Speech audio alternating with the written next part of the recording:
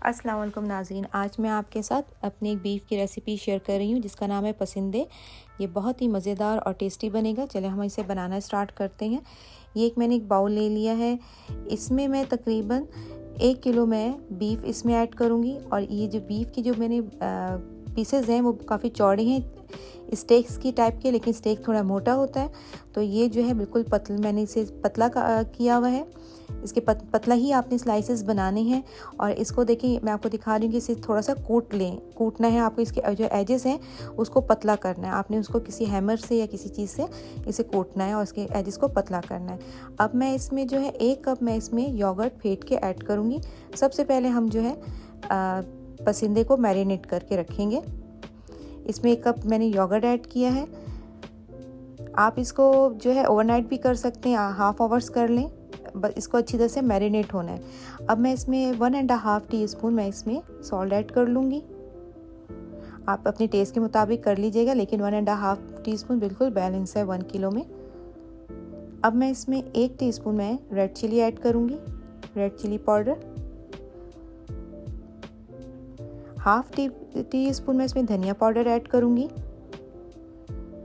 और half tea spoon जो है मैं इसमें ज़ीरा पाउडर ऐड करूँगी। इसमें मैं हल्दी पाउडर भी ऐड करूँगी, हाफ टी स्पून।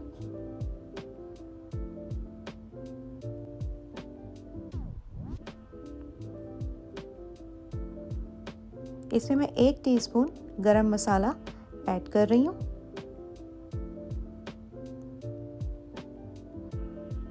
इसमें मैं तकरीबन 2 टीस्पून मैं जिंजर और गार्लिक का पेस्ट ऐड करूँगी।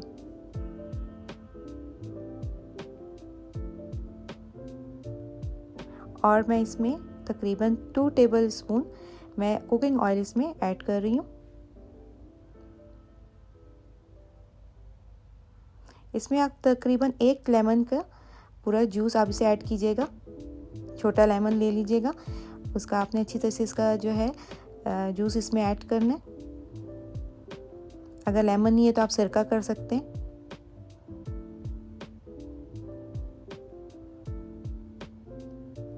इसे आप अच्छी तरीके से हाथ से मैरिनेट कर लें।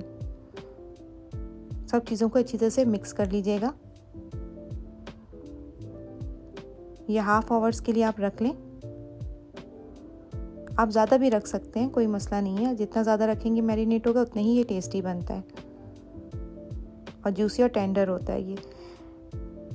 अब मैंने इसमें 1/4 कप मैंने ऑयल ले लिया है। इसमें मैंने ज़ीरा और लौंग और इलायची, ग्रीन इलायची और काली मिर्च डाल दी है। और इसको थोड़ा आपने इसे भूनना है ताकि इसकी स्मेल आने लगे, इसकी जो खुशबू है वो बहुत अच्छी से आने लगे।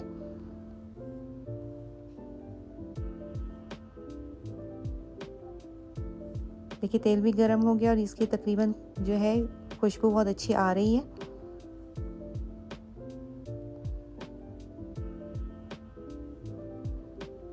इसमें मैं तकरीबन जो है 3 to 4 मैं मीडियम साइज़ अनियन ऐड कर रही हूँ। इसे मैंने बारीक काट लिया स्लाइसेस में, आप ये इसे ऐड कर लें।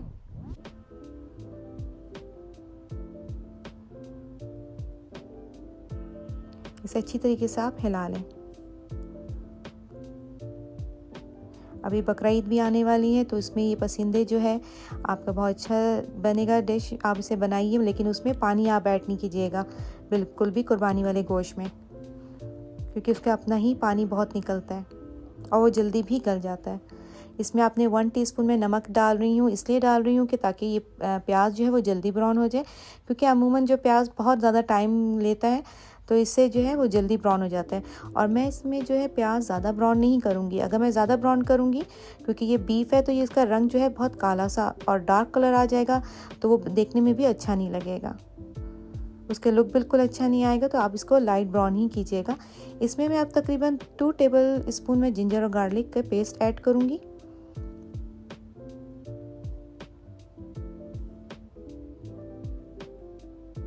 इसे आप अच्छी तरीके से ऑयल में फ्राई कर लें। इसमें जब इसका जिंजर गार्लिक का अच्छे से स्मेल आने लगेगा, खुशबू उसकी जब आएगी, देखिए अब इसमें आने लग गई है इसमें।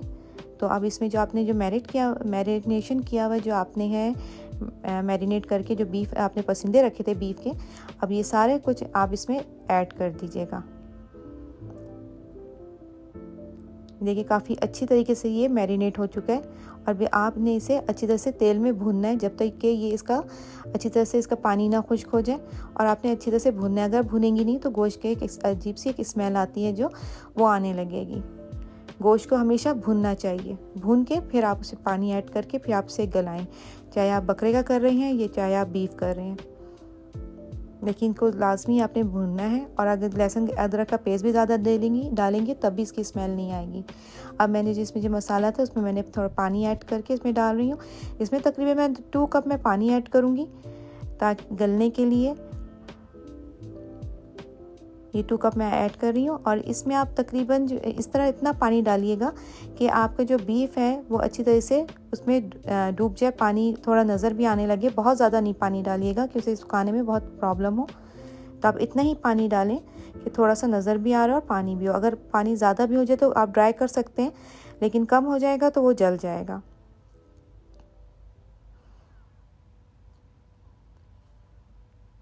इसे मैं तकरीबन प्रेशर कुकर में करूँगी 20 से 25 मिनट। आप अपने गोश्त के मुताबिक कर लीजिएगा कि जितना कभी गोश्त देर से भी गलता है। अब ये आपने इससे ये बिल्कुल तैयार है, बस इसका पानी ड्राई होगा, थोड़ा सा पानी रहता है इसका। आप इसको जो है अच्छी तरह से ड्राई कर लीजिएगा और इसके पानी को ड्राई करके और इसके जब तक ऑयल बाहर ना आए तो आप इसे जो है जब ऑयल बाहर आ जाएगा तो इसका मतलब बिल्कुल ये रेडी हो जाएगा और ये बहुत ही टेस्टी और मज़ेदार बनेगा। इसमें ये आप इसे बनाइएगा तो मुझे ज़रूर कमेंट्स बॉक्स में बताइए ये कैसा बना है। इसमें एंड में मैं दम में ½ टीस्पून में इसमें गरम मसाला ऐड करूँगी और इसमें हरा धनिया हरी मिर्च ऐड कर दूँगी और बस ये मेरा रेडी हो चुका है। आप ज़रूर मुझे अपनी ओपिनियन बताइएगा। फ्रेंड्स, अगर आपको मेरी रेसिपी पसंद आई है तो इसे लाइक ज़रूर कीजिएगा और मेरे चैनल को सब्सक्राइब ज़रूर कीजिएगा और बेल आइकॉन को क्लिक करना नहीं भूलिएगा ताकि मेरे हर आने वाली नई वीडियो का आपको पता चल जाए।